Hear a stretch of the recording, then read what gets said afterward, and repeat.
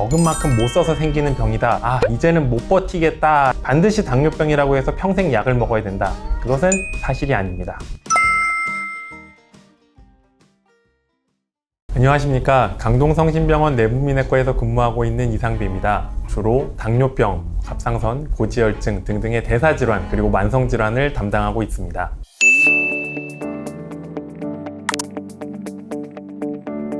당뇨병은 흔히들 많이 먹는다 혹은 단 걸 많이 먹어서 생긴다 이렇게 생각하시는 분들이 많으신데요. 결국 우리가 섭취하고 나서 쓰지 못하고 남는 에너지들이 지방으로 쌓이게 되고 그게 혈당 조절하는 기능을 나쁘게 하기 때문에 당뇨병이 생기게 됩니다. 먹은 만큼 못 써서 생기는 병이다 라고 생각하시면 될 것 같은데요. 물론 사람마다 이 혈당을 조절하는 기능이나 남는 에너지를 처리하는 효율 등은 차이가 있을 수 있기 때문에 개인차가 있기는 합니다만 결국 이러한 에너지 과잉 상태가 당뇨병으로 이어진다 라고 생각하시면 될 것 같습니다.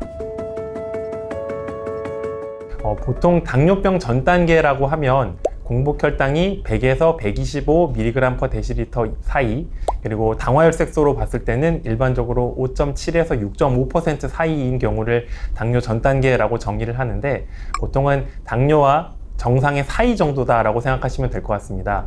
다만 이러한 당뇨병 전 단계 자체도 합병증을 생기게 할 수 있기 때문에 꼭 관리가 필요합니다. 수치로만 봤었을 때, 그리고 또 전 단계라는 말 자체가 뭔가 큰 문제는 없지 않을까라는 느낌을 줄 수도 있지만, 우리 몸 입장에서 생각해 본다고 한다면 결국 남는 혈당, 높은 혈당을 처리하는 데 한계가 생겨서 더 이상 이제는 못 버티겠다 라고 말하는 몸의 신호일 수 있기 때문에 이때부터 반드시 관리가 필요하고, 당뇨병 합병증은 당뇨병 전 단계 상태에서도 진행을 한다 라고 알려져 있기 때문에 2단계에서부터도 꼭 생활 습관이나 혹은 운동 등의 식이 조절, 여러 가지 등의 관리를 통해서 반드시 조절하는 게 필요할 것 같습니다. 혈당이 엔간히 높아지기 전에는 보통 증상이 없습니다.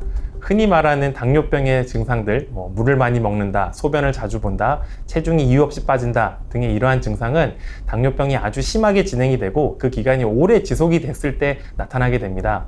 따라서 증상이 없더라도 당뇨병에 대해서 점검을 하고 관리하는 것은 꼭 필요합니다. 최근에는 젊은 환자들의 당뇨병도 많이 늘어나고 있기 때문에, 그래서 당뇨병 학회에서도 당뇨병 선별에 대한 검사 기준을 더욱더 낮춰서 이제는 35세 이상의 성인에서는 특별히 문제가 없더라도 1년에 한 번은 최소 점검을 해봐라 라고 권유를 하고 있고, 위험인자가 있는 분들, 여기에는 비만, 그리고 직계가족의 당뇨병 병력, 심혈관 질환, 흡연 이런 것들이 포함이 될 텐데, 19세 이상, 그러니까 성인이 됐을 때 1년에 한 번씩은 점검을 하라 라고 권유를 하고 있습니다.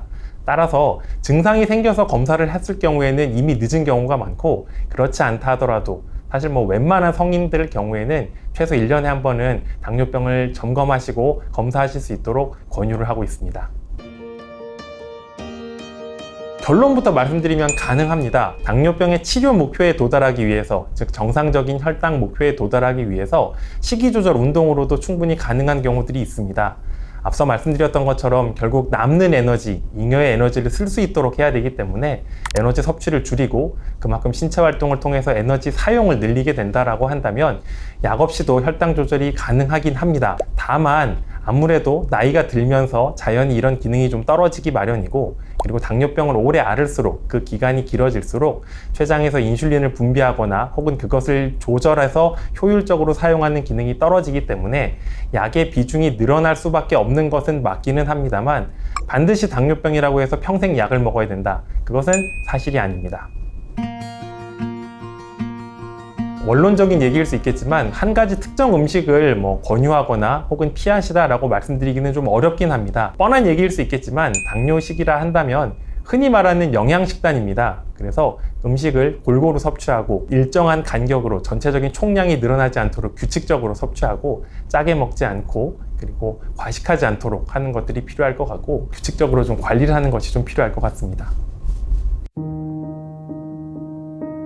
과일 같은 경우에는 많이 섭취했을 때는 그 과일 자체가 가지고 있는 과당, 당분 성분 때문에 혈당을 올릴 수 있기 때문에 주의를 해야 합니다. 물론 식사 전에 과일을 먹게 되면 섬유질 등으로 인해서 포만감을 조금 더 빨리 느끼고 이후에 식사량을 좀 줄일 수 있다는 장점이 있기 때문에 만약에 먹는다라고 한다면 식사 직전 혹은 직후에 같이 드셔서 전체적인 양을 너무 많이 섭취하지 않도록 하시는 것을 권유를 드리고, 본인 주먹 반 개 정도, 종류가 어떠하든 그 정도 양을 넘기지 않도록 드시도록 권유하고 있는 편입니다. 밥 먹을 거 다 먹고 그리고 간식을 먹는다라고 하면 그것 역시도 과다의 에너지 섭취로 이어질 수 있기 때문에 주의해야 될 것 같습니다. 그래서 가급적 사실 간식은 피하는 것이 좋겠다라고 말씀을 드리는데요. 췌장 입장에서도 생각을 해보면 점심을 먹고 나서 한참 처리해야 할 높아질 혈당들이 있어서 췌장이 열심히 일을 하고 이제 숨 좀 돌리나 싶었는데 또 간식이 들어와서 일을 해야 됩니다. 결국 쉬지 않고 췌장이 일을 해야 되는 상황인데, 우리 몸 입장에서, 췌장의 입장에서도 좀 쉬는 시간이 필요합니다. 식사와 식사 사이에는 간식을 가급적 자제해서 인슐린을 짜냈던 췌장이 좀 쉴 수 있도록 하는 것이 좀 필요할 것 같다는 생각이 들고요. 아울러 간식을 섭취하게 된다라고 한다면 이것 역시도 고혈당 그리고 고지방식이 이런 것들은 피해야 될 것이 필요하겠고, 탄수화물이 많은 부분이라던가 단순당이 많은 음식들 그리고 지방이 많은 음식들 같은 경우에는 섭취하고 난 이후에 다음 식사 때까지 혈당을 올릴 수 있기 때문에 이런 것들은 가급적 피해 주시는 것이 좋을 것 같습니다.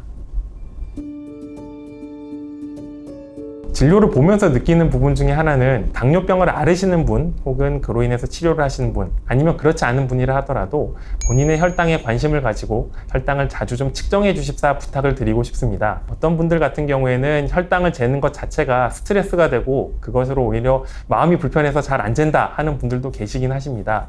하지만 단순히 아무것도 하지 않고 그냥 혈당을 본인이 스스로 측정을 한 사람들과 그렇지 않은 사람들을 비교해 봤었을 때 혈당을 주기적으로 측정한 사람들이 약물이나 다른 생활의 변화가 없다 하더라도 혈당을 제대로 측정하지 않는 사람보다 훨씬 더 혈당 조절이 잘 된다라는 연구 결과도 있습니다. 최근에는 기계들도 많이 좋아져서 꼭 바늘로 찌르지 않더라도 혈당을 지속적으로 확인할 수 있는 여러 가지 새로운 기계들도 많이 발전을 하고 또 도입이 되고 있습니다. 그래서 이런 부분에 대해서 혈당에 관심을 가지고 자주 측정을 하고, 그리고 본인 몸이 이상하거나 컨디션이 안 좋을 때 혹은 그렇지 않더라도 기회가 될 때마다 혈당을 좀 자주 측정해 주시는 것을 꼭 좀 강조드리고 싶습니다.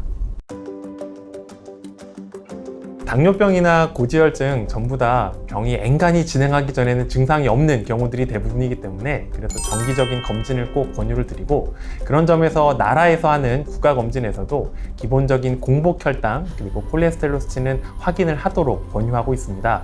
그런데 사실 이것들은 한번 측정한 것만 가지고 단정지어 말하기는 어렵기 때문에, 만약에 검진을 하셨을 때 이상 소견이 있거나 하게 되면 언제든 병원에 내원하셔서 추가적인 검사를 받는 것을 권유드리고, 간혹 혈당이 높으니 조심해라 라는 말은 들었지만 그렇게 몇 년 정도 특별한 치료나 관리 없이 지내시다가 병을 키워서 오시는 분들이 많으십니다. 당뇨병이나 고지혈증 모두 초기에 진단을 해서 관리를 하면 훨씬 더 장기적인 기간 동안 이것들이 나빠지지 않도록 예방하는 데 도움이 크기 때문에 조기에 검사를 해서 진료를 받으시는 것을 적극적으로 권유드리고 싶습니다. 지금까지 당뇨병에 대해서 함께 생각해 봤습니다. 저는 강동성심병원 내분비내과 이상배였습니다. 감사합니다.